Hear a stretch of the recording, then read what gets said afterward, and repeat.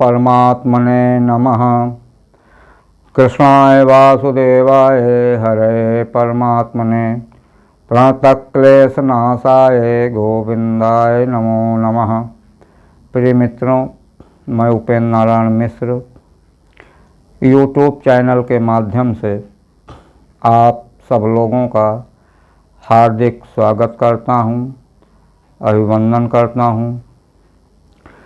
प्रिय मित्रों, जैसे कि पिछले प्रकरण में मैंने मंगल दोष के विषय में बताया, तो मंगल दोष कुंडली में होते हुए पर भी उसका परिहार भी बताया पार्ट 1 में कि मंगल दोष किस प्रकार से निष्प्रभावी हो जाता है। आज पार्ट 2 में उसी प्रकरण पे बात करेंगे कि मंगल दोष किन कारणों से उसका दोष समन हो जाता है।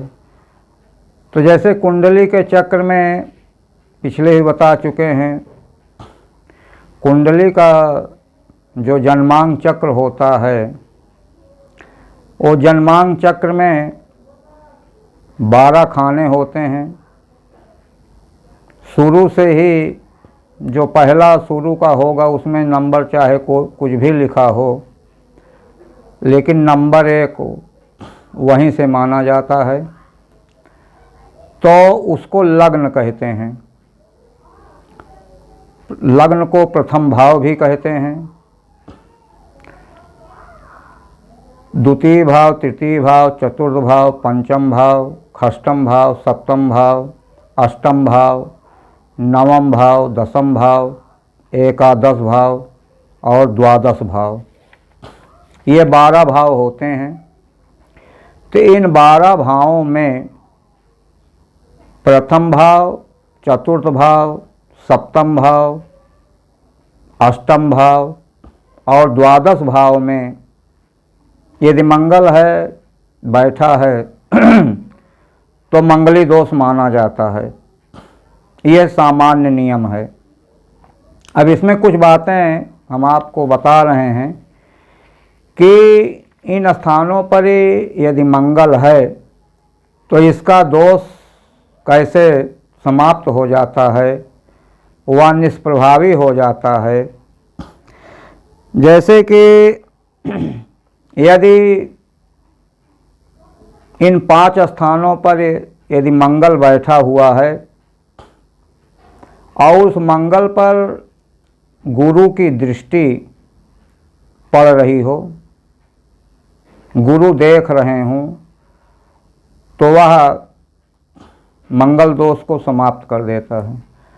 अब मंगल दोष के समाप्ति के लिए गुरु की दृष्टि आवश्यक है। गुरु जो है 5वें, 7वें और 9वें भाव को पूर्ण दृष्टि से देखते हैं। यानी गुरु जहाँ पर बैठे हैं, जिस भाव में बैठे हैं, वहाँ से 5वां, 7वां और 9वें भाव को पूर्ण दृष्टि से देखते हैं। यदि ऐसी स्थिति बन रही है, मंगल पर गुरु की दृष्टि पड़ रही है, तो वह कुंडली मंगली दोष से मुक्त हो जाएगी, मंगल दोष का प्रभाव कम हो जाएगा। और दूसरा यह है कि यदि मंगल के साथ राहु का योग हो जाए और दूसरे भाव में, द्वितीय भाव में शुक्र के साथ चंद्रमा बैठ जाए, अथवा किसी भी भाव में शुक्र और चंद्र दोनों एक साथ हों, तो भी मंगल दोष समाप्त हो जाता है। और तो मंगल ग्रह पर गुरु की दृष्टि नितांत यदि आवश्यक है, यदि गुरु किसी भी दृष्टिकोण से मंगल को देख रहा हो, जैसे चौथे और आठवें दृष्टि गुरु की त्रिपाद दृष्टि होती है, तो त्रिपाद दृष्टि के द्वारा भी यदि गुरु देख रहे हों तो भी मंगल दोष समाप्त हो जाता है। यदि केंद्र प्रथम भाव, चतुर्थ भाव, सप्तम भाव और दसम भाव को केंद्र कहते हैं, तो यदि केंद्र में राहु बैठे हुआ हो, मंगल उन 5 स्थानों पर यदि बैठा है, तो मंगल का दोष समाप्त हो जाता है। मंगल के साथ राहु बैठा है तो समाप्त हो ही जाएगा। लेकिन यदि मान लीजिए मंगल के साथ राहु नहीं बैठा है और राहु जो है एक केंद्र स्थान में बैठे हैं, 1, 4, 7, 10 स्थान में बैठे हैं, तो भी वह कुंडली मंगली दोष से मुक्त हो जाएगी। और यदि राहु और मंगल की युति, यानी यदि राहु और मंगल दोनों एक साथ हैं, 1, 4, 7, 8, 12 स्थानों में,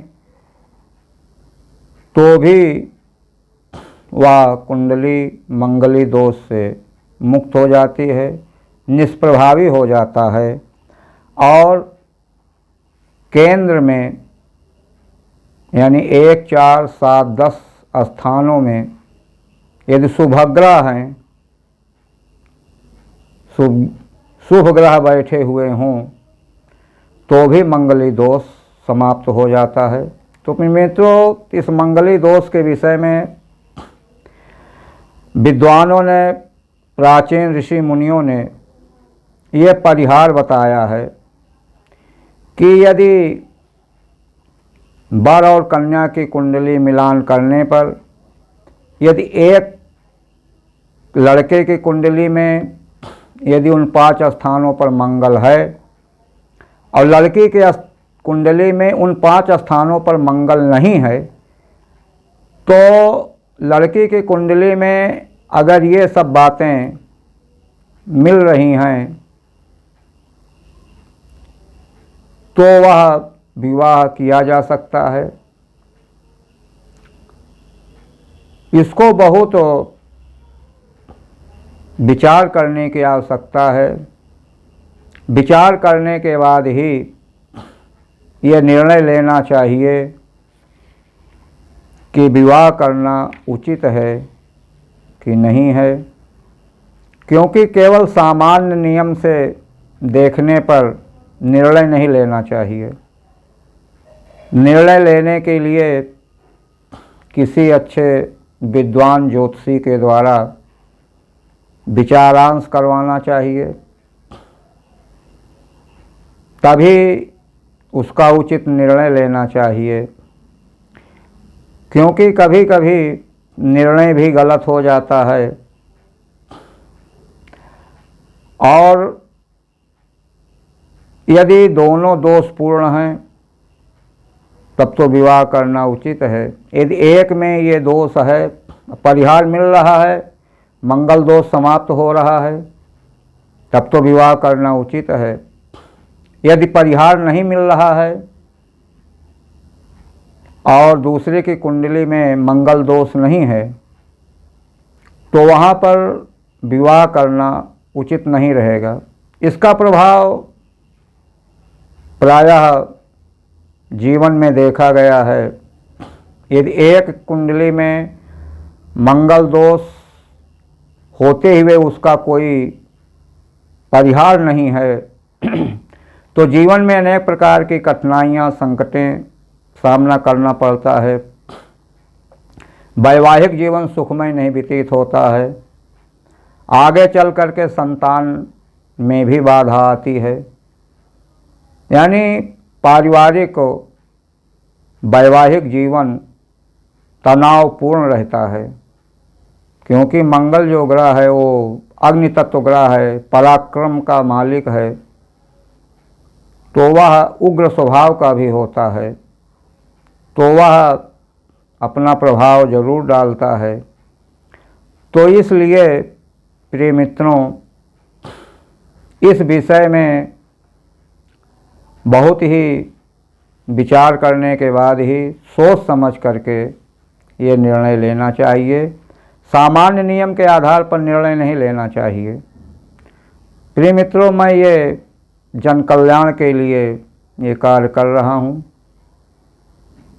तो यदि ये बातें आपको अच्छी लग रही हों तो मेरे इस चैनल को ज़रूर सब्सक्राइब करें। फिर अगली कड़ी में आपसे इसी प्रकरण पर उपाय क्या करना चाहिए, मंगल दोष का क्या उपाय होगा, इस विषय पे हम चर्चा करेंगे। तब तक के लिए धन्यवाद।